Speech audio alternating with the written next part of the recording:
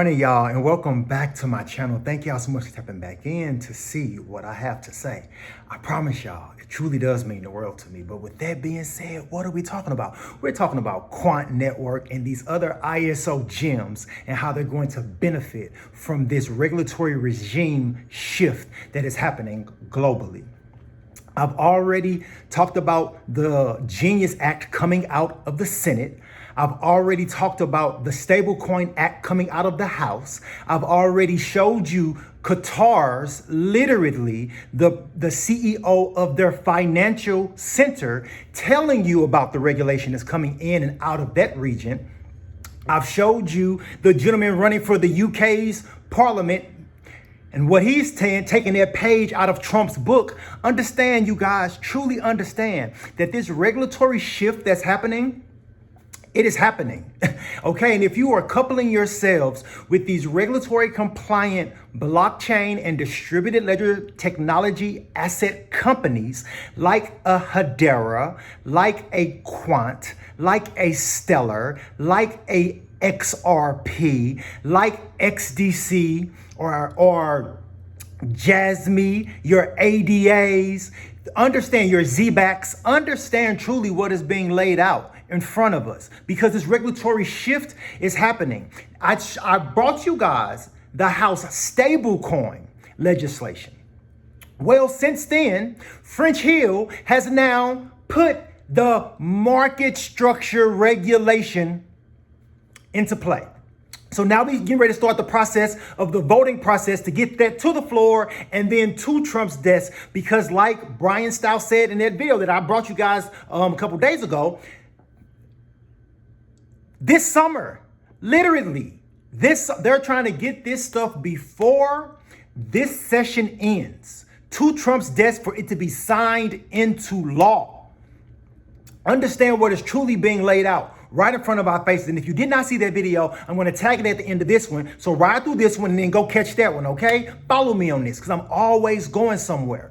Okay, so French Hill, who is a member of Congress, has just put into the ramifications so it can start the process of literally a vote going from the committee to the actual floor to the actual president's desk for market structure regulation for crypto and distributed ledger asset technologies, okay? Now, they actually beat the Senate because the Senate is still yet to bring out their market structure regulation, but the Senate beat them on stablecoin legislation, okay? Because all this stuff is going through simultaneously. Follow me on this, okay? But I brought you guys Bryan Steil's a couple videos ago. This is him again. He is speaking to French Hill in regards to the Clarity Act. That is the market structure regulation coming out of the House, the Clarity Act. Follow me. Excuse me, I'm excited. Follow me on this because I'm always going somewhere, and I'll be right back.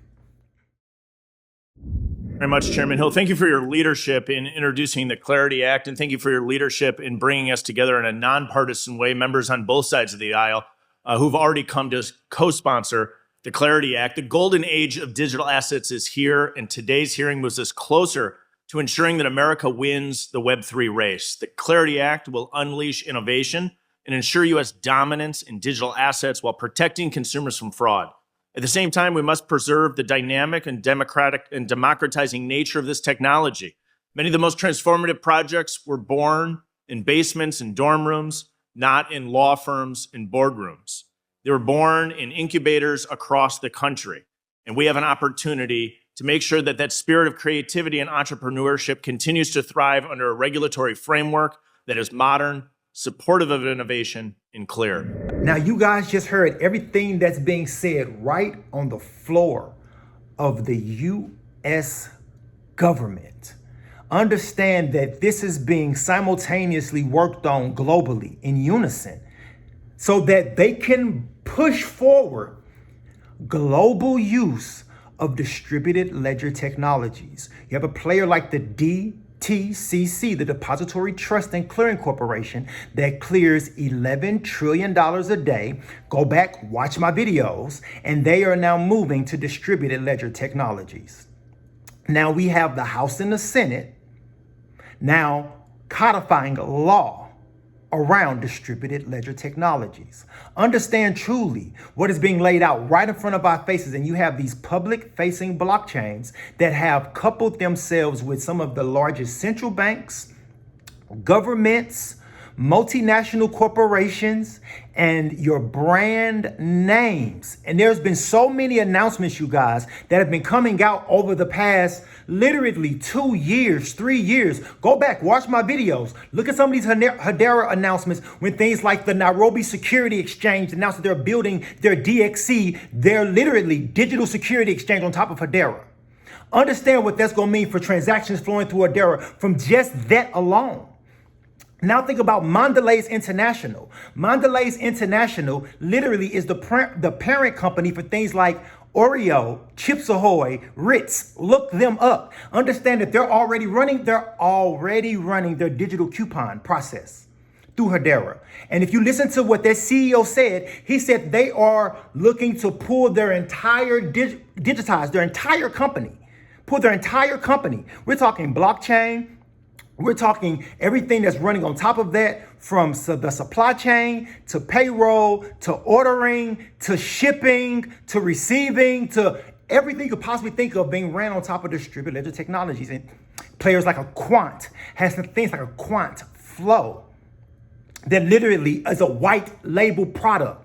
Understand what a white label product is. That means that the company can now tap into this technology and use this service for a fee, and now they can seamlessly interoperate with Web3, just like they do with Web 2.0, and never have to mention a merger or any type of structure because it's a white label product. So I can still keep my name on my products the same way I do it right now today, which means the public will never know.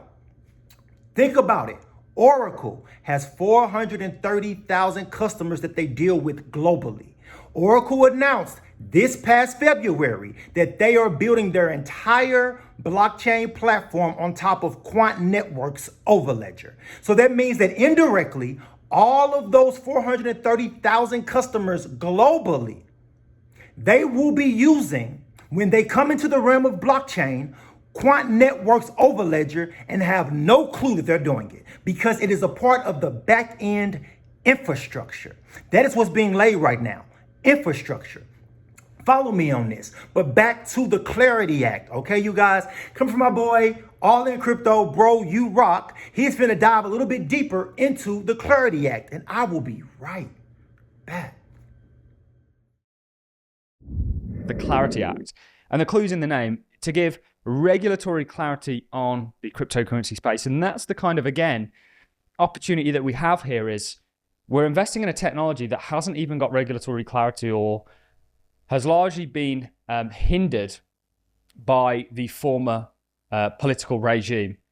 That is changing. And with that change comes the enabling of this industry from both the technological side of things and the investment side of things. And we're very excited about that. Chairman French Hill today introduced the Clarity Act, a bipartisan bill which would establish a regulatory framework for digital assets in the US. I am proud to introduce the bipartisan Clarity Act with my colleagues. Our bill brings long overdue clarity to the digital asset ecosystem, prioritizes consumer protection and American innovation, and builds off our work in the 118th Congress. I look forward to delivering our bill to President Trump's desk and securing America's position as the global leader in digital assets. And of course, this was the press release from the United States House Committee on Financial Services. As you just saw, you just heard, follow me on this, you guys. There is critical things that are being put in place. It's only, you know, can be relayed to, like, literally, you guys, in the 1800s and 1900s when the railroad system was being laid. That was critical infrastructure for wherever that system was being laid for goods to be traveled back and forth across the country. That was transactions, okay? Now couple that with knowing that the next layer of infrastructure is distributed ledger technologies, because now you have every government and central bank and multinational corporation now saying publicly that they're moving to these processes, and understand that the people that they've already named inside of different news releases like the DTCC, mentioning several projects, including Hedera, for their tokenization services and how quickly they can process transactions. This is their words, not mine. Follow me on this. You have things like the Bank of England and the Bank of the European Central Bank now publicly saying they're utilizing Quant Networks technology and things like Project Rosalind and the Digital Euro program that's getting ready to pilot, literally go live this, I believe it's October of 2025. Or no, sorry, it's November, I believe. It was one of the two. But anyway, I have videos about it with Christine Lagarde. Actually, I would have just dropped one. So tap into that one. Follow me. Understand what is truly being laid out right in front of our faces.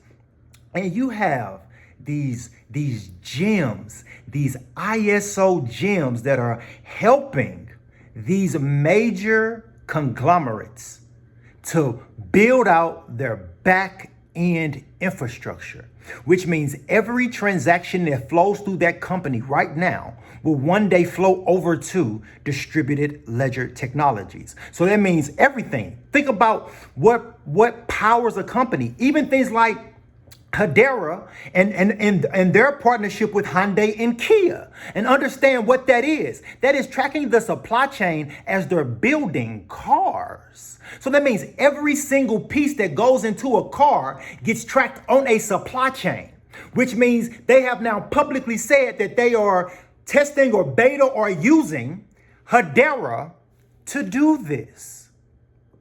Understand what that means moving forward when it's not just one of the lines that they're talking about, but it's their entire line. It's all this entire fleet of all of their cars being tracked via supply chain. And that's just Hyundai and Kia. Now think of every other car maker in the world moving to blockchain and the technology who they're coupling themselves with. They're only going to couple themselves with the standard. They're only going to couple themselves with regulatory compliant companies. Understand truly what is being laid out right in front of our faces, you guys. And we already know that global standard, ISO TC 307, is the global standard for building on blockchain. That is Quant Networks global standard. That is Gilbert Verdian, the CEO of Quant Networks, baby child. The only thing that is probably more dear to him is Quant Network and Overledger.